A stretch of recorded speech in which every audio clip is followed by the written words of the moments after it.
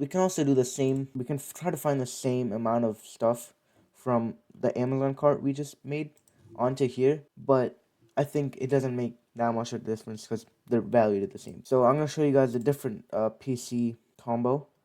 So we're gonna keep all of this the same. We're just gonna remove the GPU, CPU, and we're gonna keep the motherboard, right?